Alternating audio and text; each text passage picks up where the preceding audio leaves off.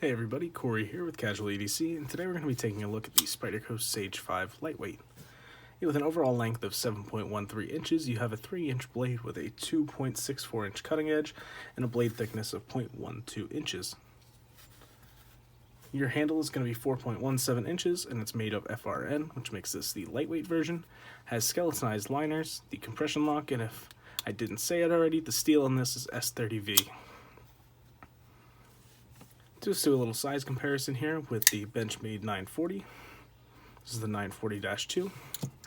And here we have the Victorinox Cadet, which is the 84mm model. As you can see overall, it's not too much of a large knife here.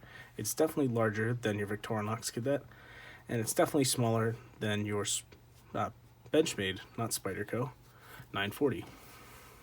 Don't know why I would have called it a Spyderco, but just one of those days. And a comparison I want to make really quick is to this guy right here, the Benchmade Bug Out. Overall, you're looking at very similar handle lengths here, with the Bug Out beating it just a little bit in blade length overall. And if you're going to make a decision between these two, I enjoy having both knives. Just go with your favorite company. Both of these knives are great. You get a little bit of a thinner edge here on the Spyderco, and I think you get the advantage of having a little bit more blade. Helps a lot with the Bug Out. But I just wanted to put those two up against each other so you could take a look at that. Now, getting into this knife before we go further, I want to talk about this right here. This is a sharpening choil that I added myself with a diamond file, and I've also put a mirror edge on this, as you can see by the reflections. I'm not going to let the sharpening choil here affect my review in any way. I did this because I enjoy having it on Spyderco models, because the way the grind ends when it meets the plunge line here, I just prefer to have it there. And the mirror edge is also something I definitely prefer to have myself. The edge geometry has not been changed at all. I simply took the existing edge up to a polish. The Spyderco Sage is one of my favorite lines that Spyderco has. It's the one that I've come back to several times. I've had a few Para 3s and a few Para 3 lightweights, and they always end up going out the door. They're just a little bit boring for me. Spyderco is not one of my favorite companies. It's simply just design-wise, not a massive fan. I've enjoyed a lot of their knives, and I enjoy a lot of the way their knives look.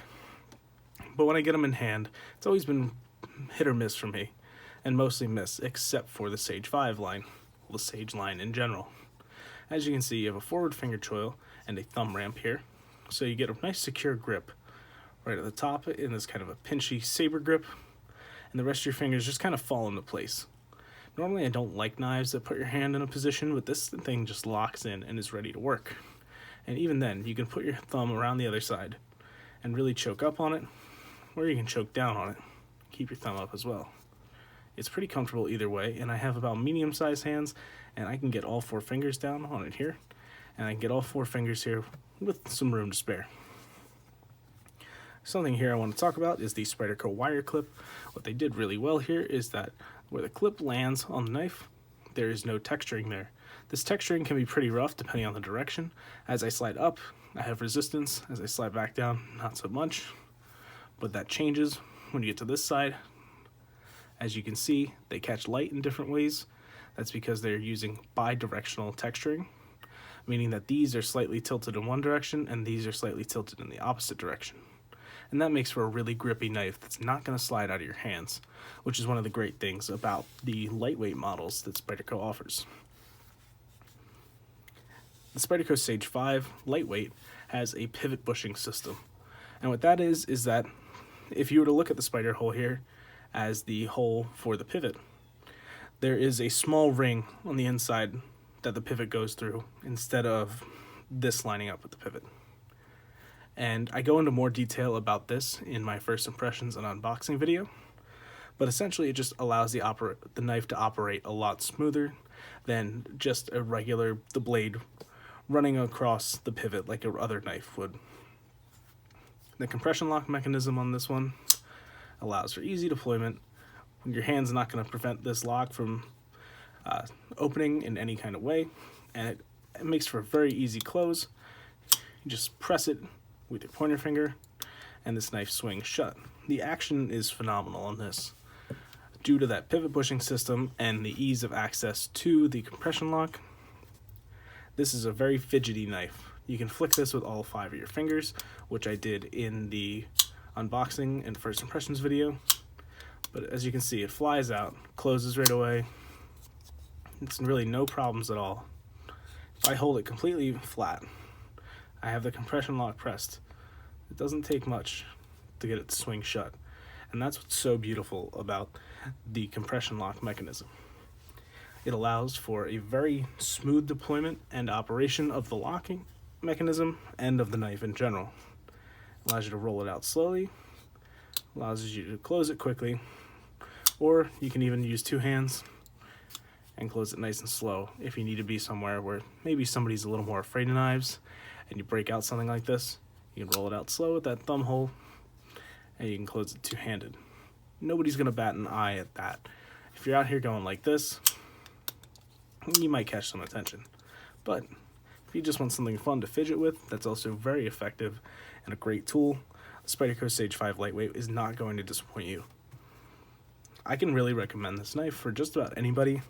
It has that 3-inch blade, like I said, so it's going to make it legal in a lot of places. If you have issues with one-hand opening or locking knives, that's going to be a bit of a problem here. But your cutting edge is coming in well under 3 inches, which is great for legality in a lot of places. And if it is legal where you are with the locking and one-hand opening, you're getting Spyderco's great craftsmanship with the compression lock, the opening hole, and S30V. And this guy comes in at $122.50 at most retailers. I would say that's a little bit expensive due to the price of the Para 3 Lightweight only being $91, I believe. I did not check this before recording, but the few times I bought them from retailers, they were $91. And this guy being $30 more than that, I don't know if it's justifiable. The difference between this and the Para 3 Lightweight in terms of construction is the pivot bushing, which might add a little bit to the cost. I can't see it adding $30 to the cost, and the addition of one liner on the opposite side of the lock. So as you can see, there's a liner over on this side. The Para 3 Lightweight does not have that. It just runs on the plastic. That being said, even still at the price, this is a fantastic knife. It still comes in about $20, $25 cheaper than the regular Sage 5, which has Spyderco's Sage 5 Peel Ply Carbon Fiber, which is a bit of a grippy carbon fiber overlay on G10.